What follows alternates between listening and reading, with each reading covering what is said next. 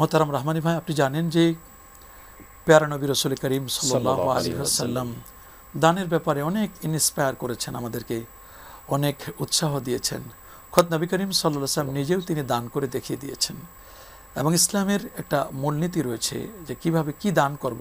রাসূল করিম সাল্লাল্লাহু আলাইহি ওয়াসাল্লামকে জিজ্ঞেস করা হলো, যেটা কোরআন বসে ইয়াসআলুনাকা মাযা ইউনফিকুন, হে রাসূল আপনাকে মানুষ জিজ্ঞেস করে যে তারা কি দান করবে।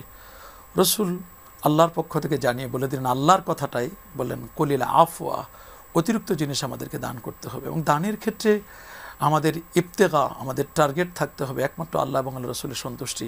আপনি যদি কোরআন এবং সুন্নাহর আলোকে দানের যে মূলনীতিগুলো রয়েছে আপনি যদি একটু খোলাসা করতেন প্লিজ। আলহামদুলিল্লাহ ওয়াহদা ওয়াসসালাতু ওয়াসসালামু আলা রাসূলিল্লাহ ওয়া বা'দ। চমৎকার একটি প্রসঙ্গ অবতারণা করেছেন, ধন্যবাদ। আপনি যে আলোচনাটা সূচনা করেছেন ভূমিকা, আমি ভূমিকার রেশ ধরেই আবার আলোচনাটা টেনে আনতে চাই।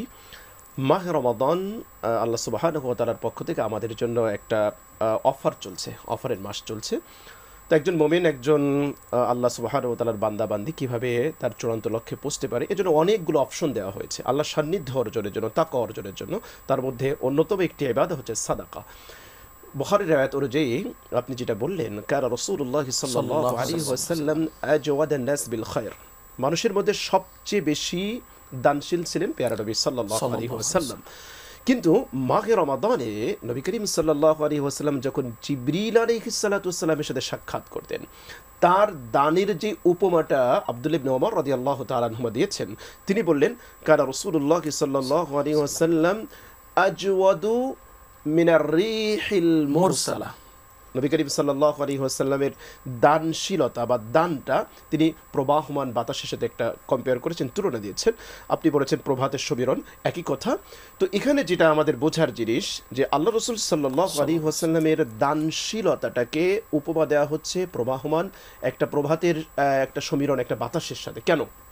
এখানে দুটো জিনিস মুহাদ্দিসিন ইকরাম ফাইন্ড আউট করেছেন। নাম্বার ওয়ান, বাতাস যেরকম দ্রুত প্রবাহিত হয়, নবী করিম সাল্লাল্লাহু আলাইহি ওয়াসাল্লাম দানের ব্যাপারে কখনো কালক্ষেপণ করতেন না। আমরা অনেক সময় একটা নিয়ত করি যে আমি ভালো কাজটা করব, এটা দান করব, সাদাকা করব, কিন্তু শয়তানের ধোকায় পড়ে কখনো কখনো আমাদের দানটা কিন্তু ডিলে হয়, বিলম্ব হয়। বা এমনও হয়েছে নিয়ত করেছি, মনটা বিগলিত হয়েছিল, কিন্তু পরবর্তীতে আমরা ওইটা করি না। কিন্তু নবী করিম সাল্লাল্লাহু আলাইহি ওয়াসাল্লাম তিনি কিন্তু দান করার ইচ্ছা পোষণ করেছেন, দান করে দিয়েছেন। Number one. নাম্বার টু হচ্ছে নবী করিম সাল্লাল্লাহু আলাইহি ওয়াসাল্লাম তার দানশীলতাটাকে প্রবাহমান বাতাসের সাথে উপমা এজন্য দেওয়া হয়েছে।